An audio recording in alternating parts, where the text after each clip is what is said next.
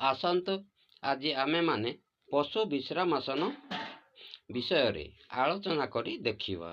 ଏହି ଆସନ କରିବା ଦ୍ୱାରା ଆମମାନଙ୍କର ଶରୀରରେ କ'ଣ କ'ଣ ଉପକାର ହୋଇଥାଏ ସେହି ସମ୍ପର୍କରେ ଜାଣିପାରିବା ଏବଂ ଏହି ଆସନକୁ ଆମେମାନେ ନିଶ୍ଚିତ ଭାବରେ ଅଭ୍ୟାସ କରିବାକୁ ପ୍ରୟାସ ଜାରି ରଖିବା।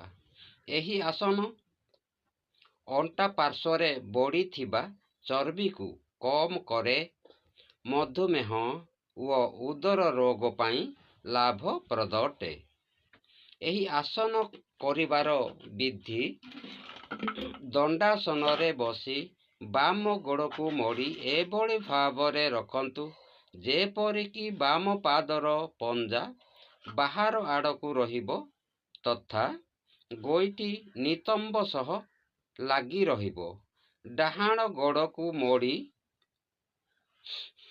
ତାହାର ପଞ୍ଜା ବାମ ଜଙ୍ଘ ସହ ଲଗାଇ ରଖନ୍ତୁ।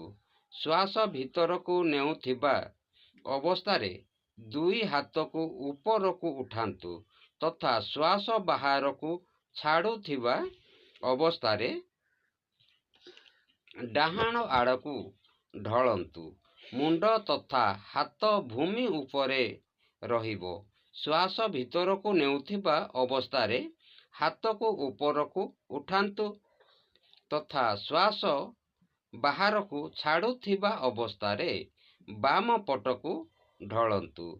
ତଳକୁ ନଇଁ ତଥା ଉପରକୁ ଉଠି ଦୁଇ ହାତକୁ କାନ ସହ ଲଗାଇ ସିଧା ରଖନ୍ତୁ। ଏହିଭଳି ଗୋଡ଼କୁ ବଦଳାଇ ଏହି ଅଭ୍ୟାସ ଅନ୍ୟ ପାର୍ଶ୍ୱରେ ମଧ୍ୟ କରନ୍ତୁ।